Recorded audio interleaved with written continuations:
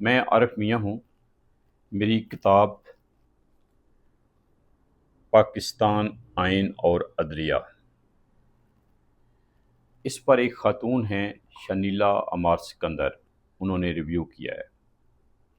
میرے دوست ہیں ایکس پبلیکیشن سے فہد صاحب، انہوں نے مجھے یہ لنک کیا۔ اس کے بعد میں نے وہ ریویو دیکھا اور اس کے بعد مجھے احساس ہوا کہ مجھے خود کچھ کرنا چاہیے۔ بات یہ ہے کہ پاکستان آئین اور عدلیہ، اس میں دو چیزیں ہیں، آئین اور عدلیہ۔ ان دونوں چیزوں کو اس بک کے اوپر بک کے ذریعے ہائی لائٹ کرنے کی کوشش کی ہے۔ جو بنیادی فوکس رہا ہے میرا اس کتاب میں اور جس پہ زیادہ بات ہوئی ہے، یہ میں بتا دوں کہ یہ کتاب انٹرویوز پر مشتمل ہے، اور انٹرویوز جن لوگوں کے کیے گئے ہیں وہ پاکستان کے نامور وکلا ہیں، اور ان میں کچھ ایک دو جسٹس صاحبان بھی ہیں۔ تو میں جن لوگوں سے انٹرویوز کیے ہوئے ہیں وہ میں پہلے بتا دوں۔ جسٹس وجی الدین صاحب ہیں، عابد حسن منٹو صاحب ہیں، بیرسٹر اعتزاز حسن ہیں، احسان بائی ہیں، علی احمد کرد ہیں، جسٹس شبر رضا رضوی صاحب ہیں، عرفان قادر صاحب ہیں، لطیف آفریدی ہیں، جسٹس افضل حیدر صاحب ہیں، بیرسٹر ظہور الحق صاحب ہیں، احمد اویس صاحب ہیں، ایس ایم ظفر صاحب ہیں۔ یہ تمام لوگ ہیں جن سے انٹرویوز کیے گئے ہیں، اور یہ بک بنیادی طور پہ انٹرویوز پر مشتمل ہے۔ میں بات کر رہا تھا کہ اس بک میں دو پہلوؤں پر فوکس کیا گیا ہے، ایک تو آئین اور دوسرا عدلیہ۔ میں ذاتی طور سے یہ سمجھتا ہوں کہ پاکستان کا آئین اس قابل نہیں ہے کہ اسے آئین کہا جائے۔ یہ آئین انصاف سے روکتا ہے، انصاف میں رکاوٹ بنتا ہے۔ جن لوگوں نے یہ آئین بنایا، میں ان سے متعلق بس اتنا ہی کہوں گا کہ انہوں نے نہ تو جمہوریت کا خیال رکھا ہے اور نہ انسانیت کا خیال رکھا ہے، اور انصاف تو ان کے شاید تصور میں ہی کوئی اور چیز تھی۔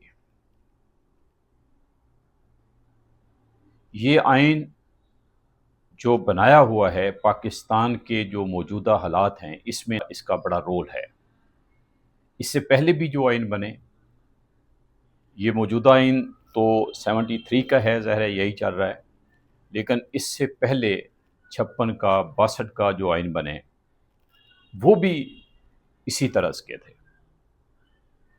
ان آئینوں میں جو قابل اعتراض بات ہے اور جس بات کو میں نے ہائی لائٹ کرنے کی کوشش کی، وہ تھی کہ یہ آئین انصاف کے منافی ہیں۔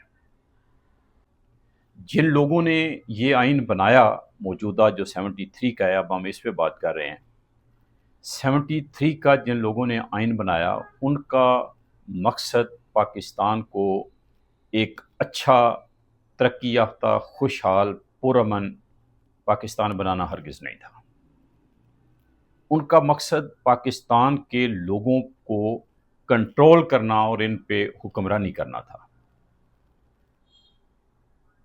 میں زیادہ کھل کے بات کرنا چاہ رہا ہوں کہ آئین بنانے والوں میں جو لیڈنگ لوگ تھے، دے ور ایکسپلائٹر، وہ ایکسپلائٹ کر رہے تھے لوگوں کو۔ ایکسپلائٹ کرنے کے ثبوت پہ تو بہت کچھ کہا جا سکتا ہے۔ ایک بڑا حوالہ یہ ہے کہ آئین بنتے ہی انہوں نے اگلے دن ایمرجنسی لگا دی تھی۔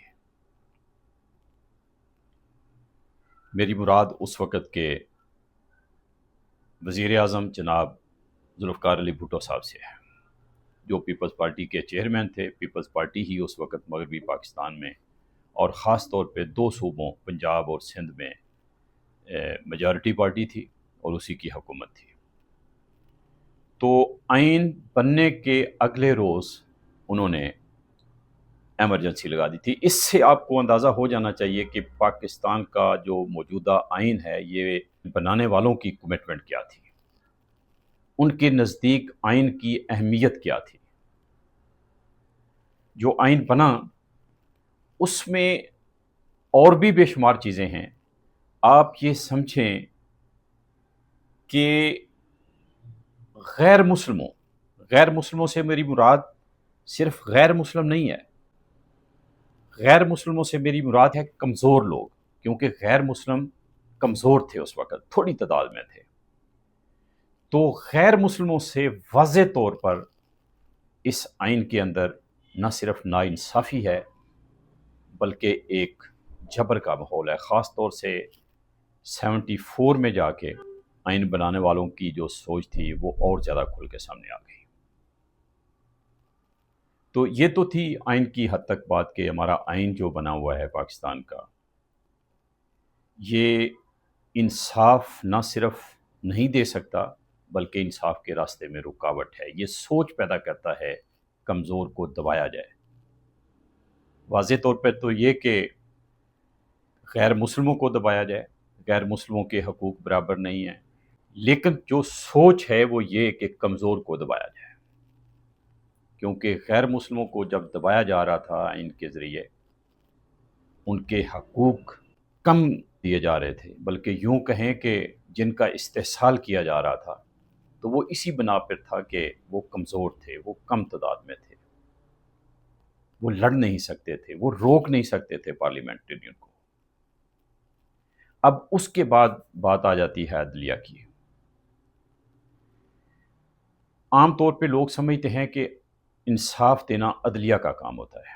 میں سمجھتا ہوں کہ انصاف عدلیہ کا کام نہیں ہے، وہ پارلیمنٹرین دیتے ہیں۔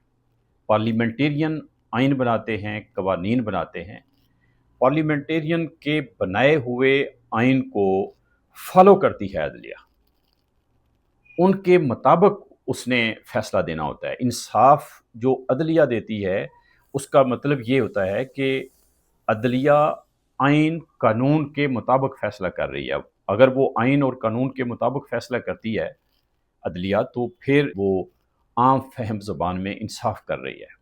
لیکن اگر آئین ہی انصاف نہیں دے رہا، آئین ہی انصاف میں رکاوٹ بن رہا ہے، آئین ہی ناانصافی کو انکرج کر رہا ہے، آئین ہی غیر مسلموں یا کمزوروں کو دبا رہا ہے، دبانے کی اجازت دے رہا ہے، تو پھر عدلیہ سے آپ توقع کریں گے کہ وہ انصاف دے گی، تو اس کا انصاف پھر انصاف نہیں ہوگا۔